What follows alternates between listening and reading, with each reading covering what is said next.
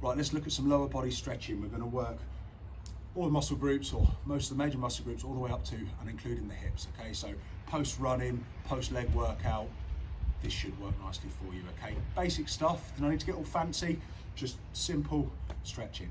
Okay, so to start with, let's hit the back of the leg. Okay, so one foot, bring the sole in to your inside of your thigh, like so, and I'm going to keep my toes pointed to the sky. I'm going to reach down and I'm going to hold. I'm reaching towards the ankle at this point. I've not brought the toe in, you'll notice.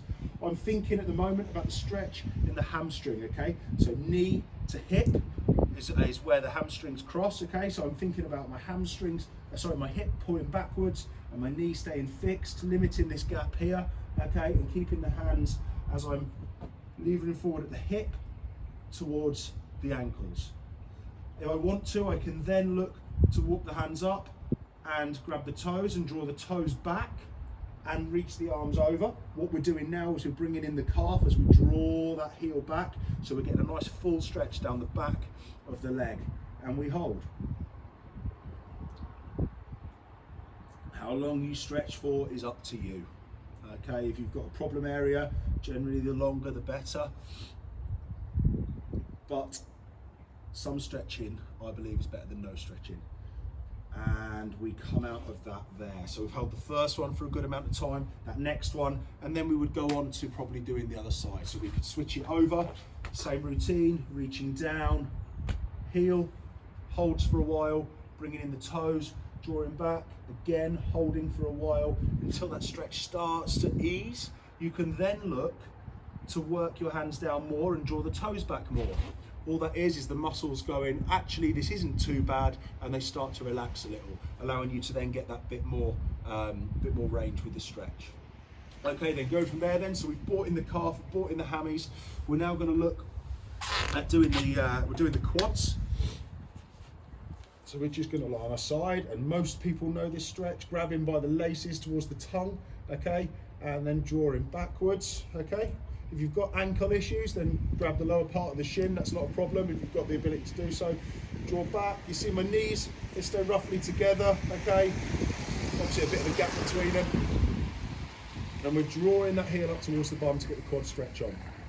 A lot of people won't feel the stretch necessarily, although they'll know they're stretching it, it won't be that good. So keep the core nice and tight so we're not getting all the movement from the lower back, okay? Keep the core nice and tight, squeeze the glutes, and just push the hips through slightly. What that'll do is that'll help to stretch by bringing in one of the longer muscles that goes across the hip and across the knee. You can even draw the knee back slightly if that's still no good for you. And then ease out of that and shake out of that one. Again, repeat on the other side. When these stretches ease, that's when you can increase it a little bit more. A stretch should be uncomfortable, not painful. Okay, so let's have a look now. We're going to go specifically to the calf again. So the press up position or on the wall, okay? And we're going to, in this position, I'm going to relax one foot over the back and I'm going to walk the hands back and I'm looking for a straight line from my bum down to my heel, okay? And at this point here, I've got a nice stretch on the back of the calf. To increase it, we can walk the hands up, trying to keep that heel flat, okay? Or as we walk out, you'll see the toe comes off and then push back to get that heel to hit it. Hit the floor, sorry. Feel that stretch there. Okay, from here what we're going to do, I'm going to walk the hands back a little bit for myself, okay?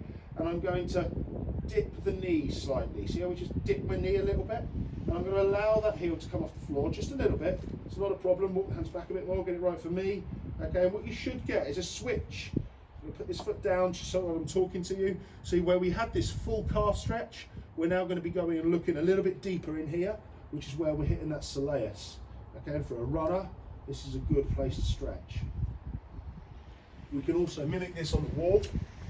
Okay, so we're here, we might have done the calf stretch, and then we dip the knee and drop down.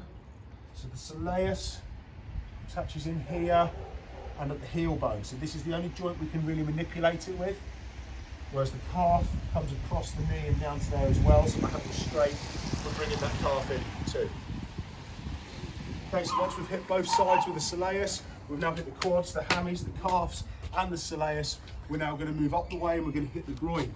Nice simple exercise again, majority have done this, soles together, draw in, okay, and just gently press down with the elbows, looking to feel a stretch on the inside of the leg, either side. And we hold it there like that. Again, when it starts to ease, we can gently press into it a little bit more and hold. Okay, we ease out of that. Another one which I really like for the groin, okay, is being on one foot, on one side, and putting the other foot, so I've got a hand either side, I'm on my toes here. You can actually do this on flat feet, but to make it a little bit easier for some people, we're onto the balls of the toes and use your hands for support. The other foot's outstretched, points to the sky, and you should feel the stretch down the inside of the leg, and you'll even start to get it on the back of the leg, obviously. And if we rotate that foot to the rear, it gets it even more. It's one of my favourite stretches, this, it's really nice.